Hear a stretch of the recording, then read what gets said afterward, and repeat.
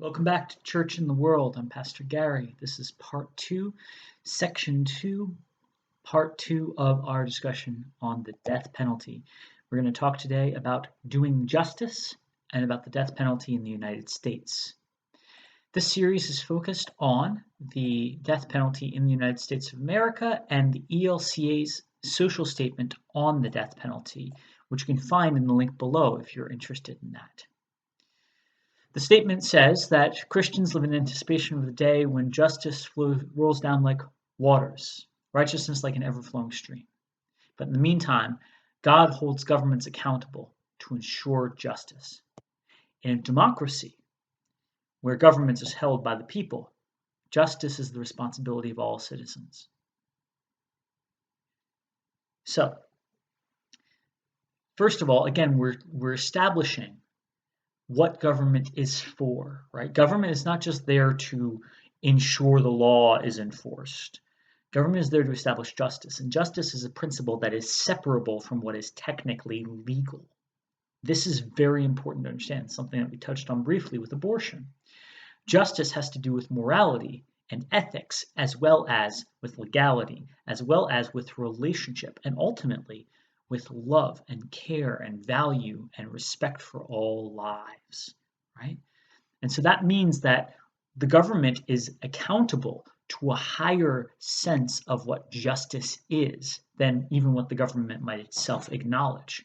The government doesn't get to determine what justice is. The question is whether or not the government is doing justice. That standard is fixed outside of the government's definitions. And that means that's actually one of the reasons why the church can speak to the government about whether or not it is establishing justice. So what do we do about justice in the face of violent crime? Violent crime is in part, the statement reads, a reminder of human failure to ensure justice for all members of society. People often respond to violent crime as if it were exclusively a matter of the criminal's individual failure.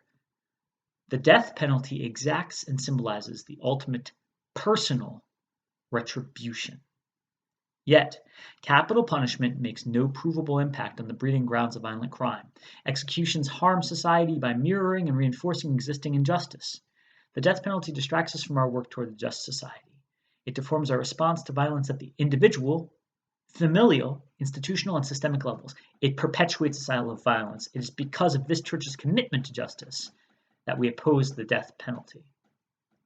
This is really important to understand here. The ELC is not saying the government should never kill anyone, just period. But the question is, as we said in the last video, not if we could or if the government could, but if the government should. How does it help establish justice? How does it not simply perpetuate violence? How does it not ultimately wind up being retribution? Which is exactly where the whole cycle of violent crime comes from. Cultures of retribution and abuse that we've allowed to form primarily through social neglect because it's inconvenient to address them. Lutheran Christians have called for an assault, the statement says, an assault on the root causes of violent crime, an assault for which executions are no substitute.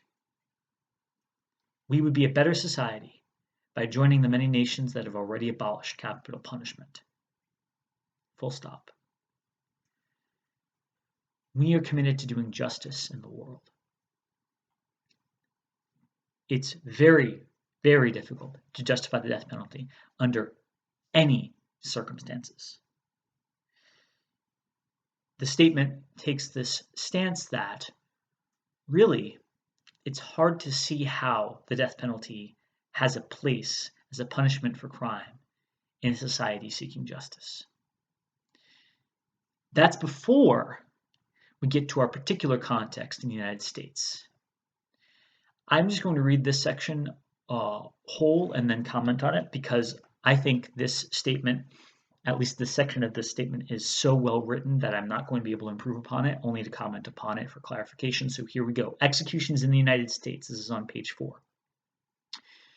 Despite attempts to provide legal safeguards, the death penalty has not been and cannot be made fair. The race of the victim plays a role in who is sentenced to death and who is sentenced to life imprisonment, as do the gender, race, mental capacity, age, and affluence of the accused. The system cannot be made perfect, for biases, prejudices, and chance affect whom we charge with a capital crime, what verdict we reach, and whether appeals will be successful. Since human beings are fallible, the innocent have been executed in the past and will inevitably be executed in the future. Death is a different punishment from any other. The execution of an innocent person is a mistake we cannot correct. It is because of this church's concern regarding the actual use of the death penalty that we oppose its imposition. The practice of the death penalty undermines any possible moral message we might want to send. It is not fair and fails to make society better or safer. The message conveyed by an execution reflected in the attention it receives from the public is one of brutality and violence. Now, there are undercurrents to what I've just read, obviously. Many of them having to do with things like race, which we'll talk about in another time.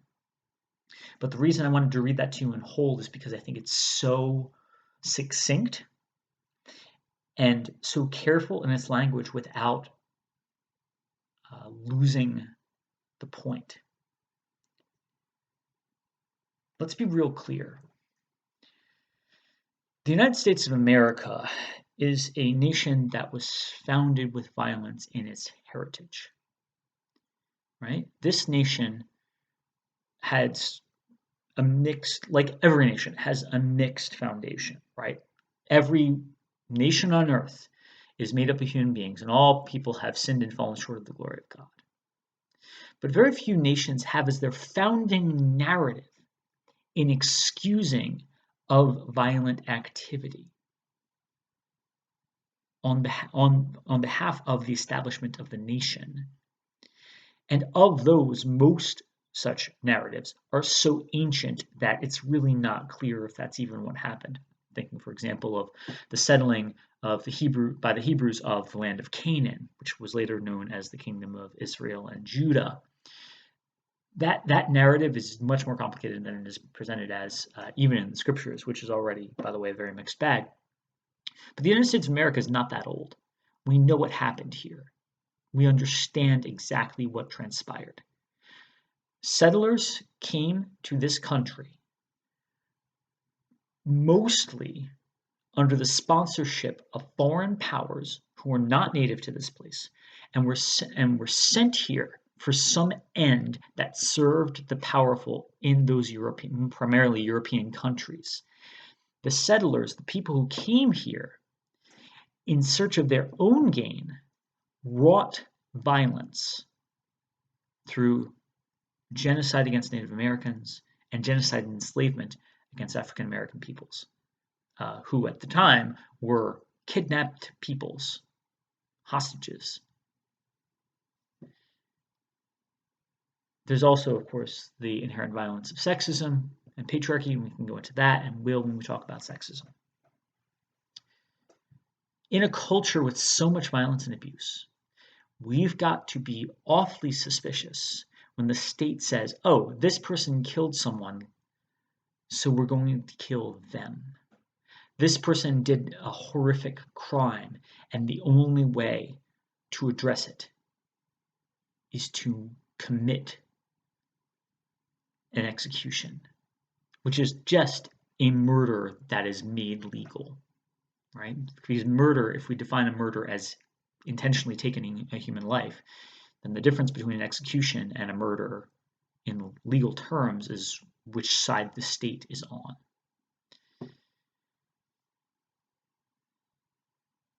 If you want to, I think I may have mentioned this in the last video, if you want a good exploration of how these things actually function, Just Mercy by Bryan Stevenson is a well-handled narrative.